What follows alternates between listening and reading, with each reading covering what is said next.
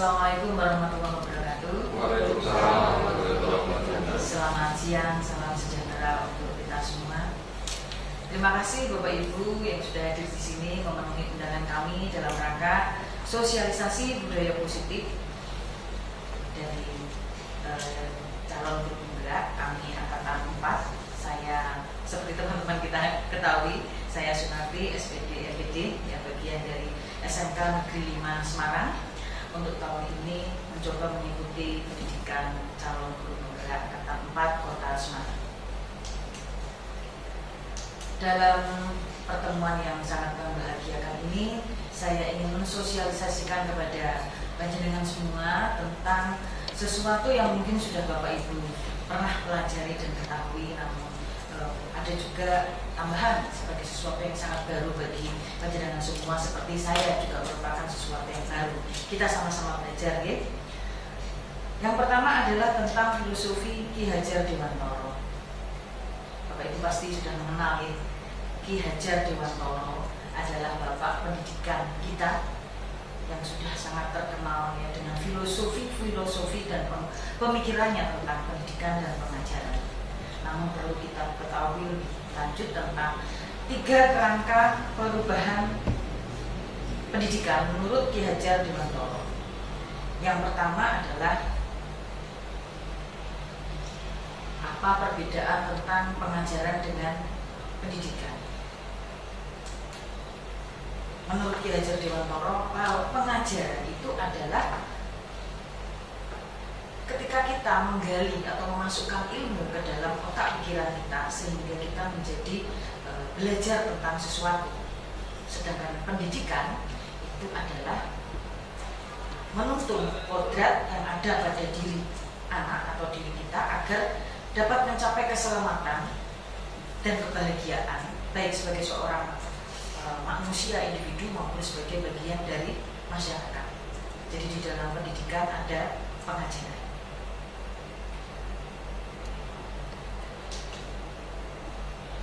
Tadi sudah dikatakan bahwa pendidikan itu bertujuan untuk menuntun kodrat. Nah, kodrat di sini ada 2, yakni kodrat alam dan kodrat zaman. Jadi yang ada dalam diri anak itu dia berasal dari mana, tempatnya di mana anak itu berada, itu yang dinamakan kodrat alam. Sedangkan kodrat zaman adalah sesuatu yang mungkin tidak sama antara satu dengan yang lainnya. Dari waktu ke waktu, masing-masing mempunyai tantangan sendiri-sendiri sesuai dia hidup di zaman seperti apa, dari waktu seperti apa. Nah, di sini tugas kita sebagai guru adalah sebagai penuntun atau dalam istilahnya pamong, yakni mengembangkan kodrat-kodrat alam yang sudah ada pada anak. Jadi kalau dulu panjenengan pernah mendengar istilah tabula rasa, bahwa anak lahir sebagai kertas kosong. Saya juga dulu memahami seperti itu. Tapi ternyata itu salah menurut Ki Hajar Dewantara. Keliru, karena anak terlahir bukanlah seperti kertas kosong, seperti teori tabula rasa. Tetapi anak sudah lahir dengan kodrat alamnya masing-masing. Yang nanti tugas kita adalah mengembangkan kodrat-kodrat yang ada pada anak sesuai dengan yang bisa dikembangkan ke arah positif dan menghilangkan sesuatu yang bersifat stagnan, yang bersifat negatif. Nah, sambil menyaring kodrat zaman yang mempengaruhi anak itu berkembang agar mencapai keselamatan baik sebagai seorang individu maupun sebagai anggota masyarakat. Kemudian yang kedua adalah prinsip melakukan perubahan. Menurut Ki Hajar Dewantara ada 3 asas trikon, yakni kontinuitas, konvergensi, dan konsentris. Kontinuitas artinya harus menjaga dialog kritis sehingga bisa terus mengikuti segala perubahan. Sedangkan konvergensi adalah perubahan-perubahan yang terjadi harus tetap memanusiakan manusia dan memperkuat nilai-nilai kemanusiaannya. Saya ulangi, tentang konsentris adalah walaupun bertitik pada sumber yang sama, tetapi harus tetap menghargai keragaman yang ada. Dan yang ketiga adalah tentang budi pekerti. Menurut Ki Hajar Dewantara, dalam budi ada cipta, ada rasa, dan ada karsa. Cipta, rasa, dan karsa. Cipta adalah menajamkan pikiran, rasa adalah menghaluskan perasaan dan karsa adalah mengolah kemauan. Kita lanjutkan Bapak Ibu. Sekarang tentang budaya positif atau ekosistem positif. Kita ambil contoh petani. Guru itu adalah petani, tapi petani di sekolah. Kalau petani yang sebenarnya itu adalah menanam benih-benih padi di sawah. Kalau guru sama dengan petani, yakni menanam benih-benih adalah siswa kita di sekolah. Benih-benih padi yang baik, jika kita nanam pada sawah, tapi tidak ada pengairan, kurang pupuk, diserbu oleh hama dan sebagainya, walaupun benih itu bagus, maka bisa jadi yang muncul hasilnya adalah bukan tanaman padi yang bagus. Namun, walaupun benih padi yang ditanam kurang berkualitas, tetapi jika petani memberikan pengairan yang bagus, pemupukan dan pembasmian hama-hama dengan secara intensif, maka insya Allah padi yang dihasilkan adalah padi dengan mutu yang bagus. Pun begitu dengan kita, murid-murid kita, siswa-siswa kita itu adalah benih-benih padi. Sekolah kita, kelas, kurikulum yang ada di sekolah ini adalah ibarat pengairan, pemupukan, dan juga pembasmi hamanya. Walaupun kita tidak mempunyai benih-benih murid yang kurang bagus, tetapi kalau kita memberikannya irigasi, pengairan, pemupukan dan yang bagus, insya Allah murid-murid yang kita hasilkan adalah murid-murid sesuai dengan harapan kita. Itu adalah filsafah ekosistem positif menurut Ki Hajar Dewantara.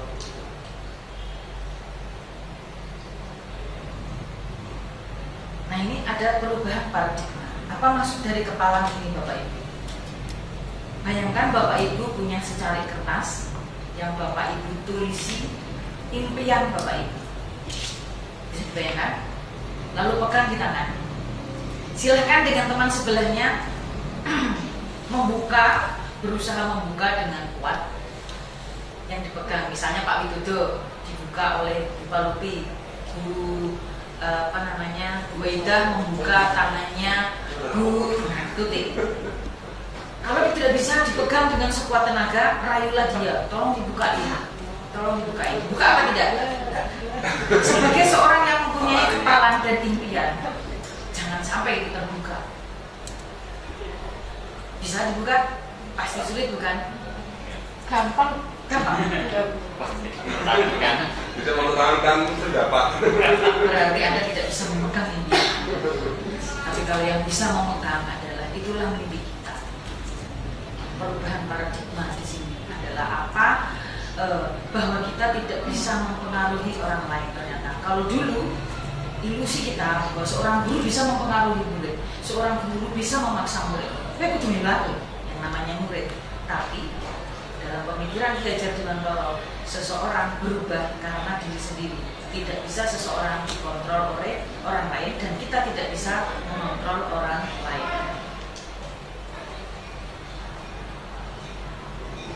Nah ini, jadi menurut teori stimulus respon berbeda dengan teori kontrol. Contohnya, dalam pengertian stimulus respon, kita mencoba mengubah orang agar berpandangan sama dengan kita. Menurut teori kontrol ini tidak bisa, karena kita tidak bisa untuk merubah pandangan orang lain untuk paham dengan pandangan kita. Juga perilaku buruk dilakukan oleh suatu kesalahan, tapi menurut teori kontrol, semua perilaku pasti ada alasannya. Sampai dengan model berpikir menang kalah kalau menurut teori stimulus respon, tapi menurut teori kontrol, model berpikir win-win atau menang dan menang, tidak ada yang kalah. Nah, yang sering sekali didengar oleh kata kita adalah ini sebelum kita ke budaya positif gitu Ibu. Nanti harus mengenal tentang perubahan paradigma dan juga makna disiplin. Dalam benak Bapak Ibu, kalau ada kata disiplin artinya apa? Mematuhi peraturan. Mematuhi peraturan. Padahal sebenarnya Bapak Ibu, kata disiplin saya juga agak kaget waktu mendengar pengertian pertama di CGP ini, bahwa sebenarnya disiplin menurut bahasa Latin dari kata disiplina yang artinya adalah belajar. Ini dari murid-murid Sokrates dan Plato pada saat itu. Disiplin itu membuat orang menggali potensinya menuju sebuah tujuan dan apa yang dia hargai. Padahal menurut kita kemarin bahwa disiplin itu sesuatu yang selalu dilakukan, bahwa seseorang harus melakukan ini sesuai peraturan. Kalau tidak berarti dihukum, gitu ya. Kalau melanggar berarti salah, itu disiplin. Jadi nilai-nilai yang harus dipatuhi, itu disiplin. Ternyata menurut teori paradigma baru ini, menurut Ki Hajar Dewantara, bahwa disiplin telah berubah menjadi sesuatu yang dilakukan seseorang pada orang lain untuk mendapatkan suatu kepatuhan, yang dalam kecenderungan umum adalah ketidaknyamanan, bukan dengan apa yang kita hargai atau pencapaian suatu tujuan. Padahal yang benar adalah disiplin itu tumbuh dari diri untuk mencapai suatu tujuan dengan menghargai diri. Nah, di sini teori motivasi seorang manusia atau seorang anak itu dipengaruhi oleh dua hal, yaitu motivasi eksternal dan motivasi internal. Yang sering terjadi, anak berbuat sesuatu biasanya karena motivasi eksternal. Misalnya, seseorang melakukan A karena menghindari ketidaknyamanan atau menghindari hukuman. Apa yang akan terjadi apabila saya tidak melakukannya? Kemudian untuk mendapatkan imbalan, hadiah atau reward, yang dilakukan adalah apa yang akan saya dapatkan ya kalau saya mematuhi peraturan. Jadi itu bukan dari diri sendiri ya. Jadi anak melakukan ini karena takut dihukum, anak melakukan ini supaya dapat ini. Itu namanya motivasi eksternal. Tapi kalau motivasi internal adalah untuk menghargai diri sendiri, menjadi insan sesuai dengan harapan kita. Yang timbul dari diri anak adalah saya akan menjadi seperti apa bila saya melakukannya. Jadi begini misalnya, mengapa saya harus memakai masker? Apakah itu untuk menaati peraturan? Tidak. Kalau dia timbul dari diri, dari motivasi internal adalah saya memakai masker karena saya ingin sehat, karena saya tidak ingin sakit. Kenapa saya memakai helm? Supaya tidak ditangkap polisi. Itu namanya motivasi eksternal. Nah, lambat laun kita harus merubah itu, bahwa saya memakai helm karena saya ingin menjaga keselamatan. Itu motivasi internal. Tahu bedanya gitu Pak Ibu? Sehingga muncullah istilah merdeka. Menurut Ki Hajar Dewantara, merdeka itu artinya adalah tidak hanya terlepas dari perintah, akan tetapi juga cakap dan memerintah diri sendiri. Jadi bisa memerintah sendiri, tidak hanya patuh pada perintah. Itu arti merdeka. Nah, sekarang menuju ke budaya positif.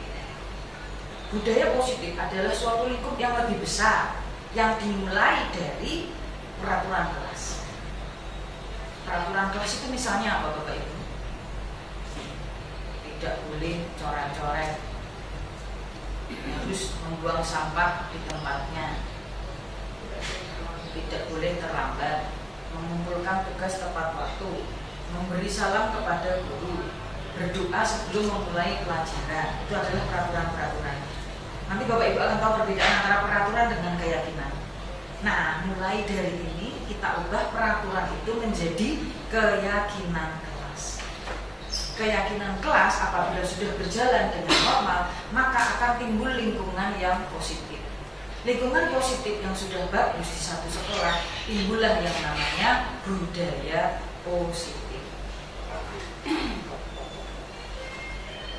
Ada perbedaan antara keyakinan kelas, hukuman, dan penghargaan? Mengapa tidak peraturan saja yang sudah familiar dan sudah mendarah daging ya, kata-kata peraturan, tata tertib? Mengapa harus diganti dengan keyakinan kelas? Tujuannya adalah untuk mendukung motivasi intrinsik. Kembali ke nilai-nilai atau keyakinan-keyakinan, lebih menggerakkan seseorang dibandingkan mengikuti serangkaian peraturan-peraturan. Karena peraturan itu lebih bersifat memaksa, memberikan hukuman, ataupun justru memberikan penghargaan. Nah, sebelum ke pemahaman yang lebih lanjut, menurut Bapak Ibu, ini yang A atau B yang peraturan? Yang A, datang tepat waktu, mengucapkan salam, menjaga kebersihan, aktif dalam pembelajaran, tertib.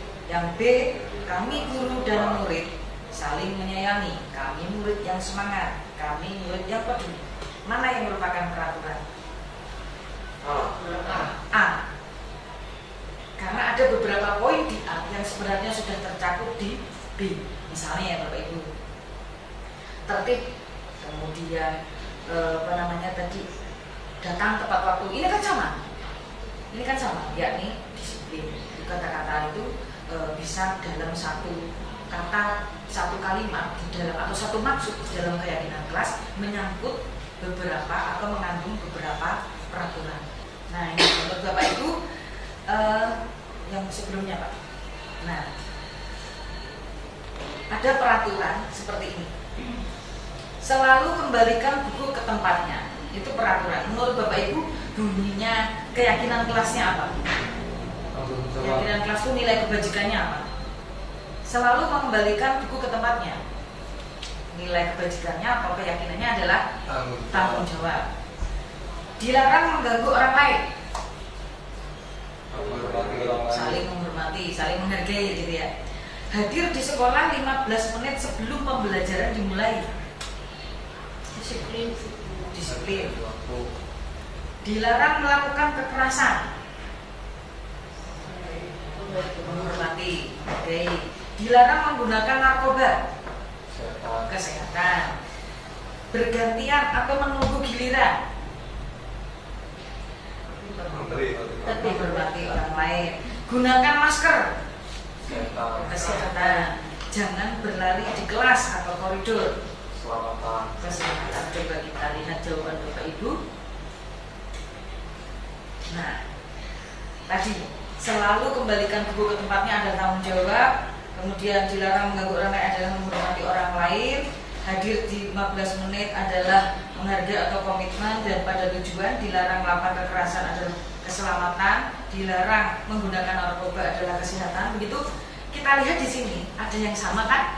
Sama-sama kesehatan, sama-sama keselamatan, sama-sama menghormati orang lain. Jadi kalau tadi ada berapa tuh? 1, 2, 3, 4, 5, 6, 7, 8 bisa kita ubah menjadi 3 keyakinan atau 4 keyakinan kelas saja, yakni tanggung jawab, menghormati orang lain, keselamatan, menjaga kesehatan.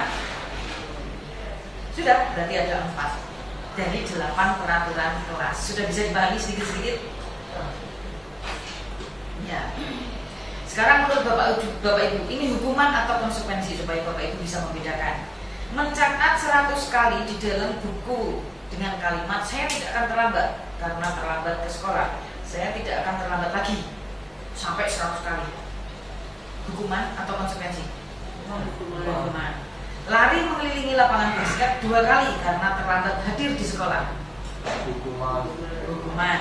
Murid diminta untuk push up 15 kali karena tidak menggunakan masker. Hukuman. Menggantikan kertas tugas teman yang telah dicoret-coret. Konsekuensi. Membersihkan tumpahan air di meja karena tersenggol pada saat belajar. Konsekuensi. Meminta murid tidak mengenakan sepatu seharian di sekolah karena tidak mengenakan sepatu hitam. Hukuman konsekuensi. Nanti kita lihat saja ya. Lari mengelilingi lapangan basket 2 kali karena terlambat 10 menit untuk pelajaran PJOK. Hukuman atau konsekuensi? Kita lihat tadi kenapa yang tadi 2 kali lapangan, ini juga 2 kali lapangan. Tadi yang 2 kali lapangan di atas hukuman, yang di bawah juga hukuman. Konsekuensi kita lihat ya jawabannya. Nah, itu tadi yang 100 kali hukuman, kemudian lari 2 kali lapangan adalah hukuman, kemudian push up 15 juga hukuman. Nah, yang di bawah tadi 2 kali mengelilingi lapangan basket karena 10 menit terlambat untuk pelajaran PJOK. Mengapa konsekuensi? Bedanya apa Bapak Ibu?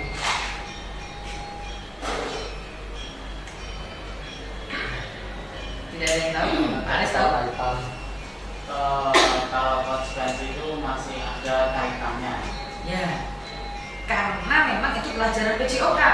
Jadi ada hubungannya dengan berlari mengelilingi basket. Tapi kalau Bapak Ibu mengajarnya matematika, mengapa anak disuruh mengelilingi lapangan 2 kali kan? Tidak ada hubungannya. Jadi kalau dimasukkan konsekuensi itu karena masih ada kaitannya.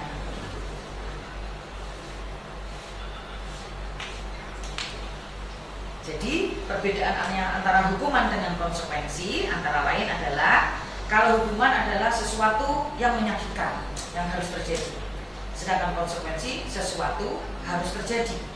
Hukuman membuat anak sakit bahkan bisa menimbulkan trauma, sedangkan konsekuensi membuat anak merasa tidak nyaman hanya dalam jangka waktu yang pendek. Untuk hukuman anak jadi benci kedisiplinan, sedangkan untuk konsekuensi anak menghargai disiplin. Hukuman bersifat paksaan, sedangkan konsekuensi bersifat stimulus dan seterusnya. Gitu. Bisa dipahami?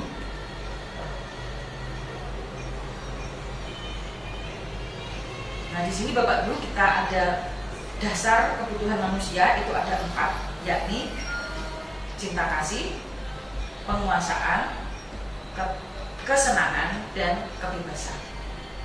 Contohnya bagaimana? Jika ada seorang anak mengatakan, ibu guru bilang aku tidak boleh bersenandung sewaktu mengerjakan tugas. Katanya kelas harus tenang, tidak ada suara. Padahal kan aku senang menyanyi. Menurut Bapak Ibu itu kebutuhan yang mana? Saya ulangi ya, cinta kasih, kebebasan, kesenangan, dan penguasaan. Ini masuk yang mana? Kebutuhan yang mana? Kesenangan, anak itu senang menyanyi. Yang kedua, ibu guru tidak menyapaku hari ini, padahal aku pakai sandal, pakai jepit baru, rambut baru. Apa itu? Cinta kasih, kesenangan, penguasaan, atau kebebasan? Kasih sayang. Ternyata dia membutuhkan perhatian. Saya pakai ini biar dilihatin guru. Aku bosan, masa belajarnya cuma gitu-gitu aja, dengerin ibu guru aja. Itu kebutuhan dasar yang mana? Pak Aziz, Pak Wid,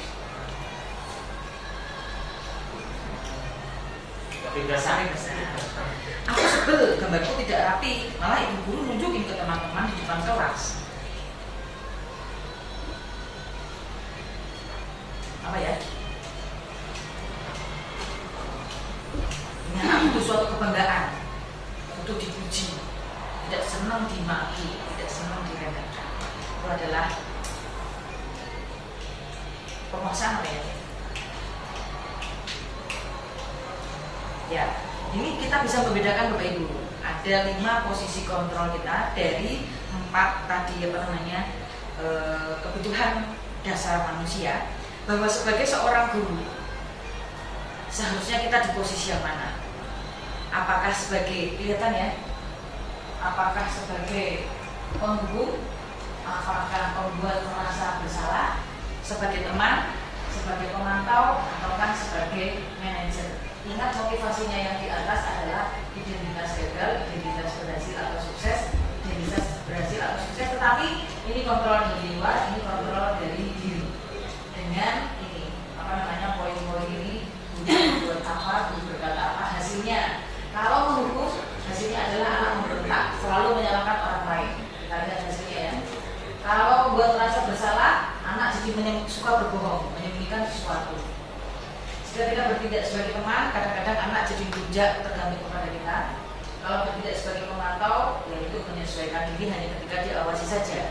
Dan jika kita bertindak sebagai manajer, maka akan menguatkan pribadi anak. Kira-kira posisi kita akan kita tempatkan di posisi yang mana? Ya, posisi manajer itu yang tepat Bapak Ibu. Perlahan-lahan, pasti sekarang Bapak Ibu banyak yang berposisi sebagai teman ya, sebagai teman atau sebagai pemantau, jangan sebagai penghukum ya. Mari kita hentikan posisi kita sebagai penghukum, karena itu hanya akan menjadikan anak itu hanya takut tetapi tidak menghargai. Nah, sudah. Nah, sekarang saya kenalkan dengan nama yang namanya restitusi. Restitusi adalah proses menciptakan kondisi bagi murid untuk memperbaiki kesalahan mereka, sehingga mereka bisa kembali pada kelompok mereka dengan karakter yang lebih kuat.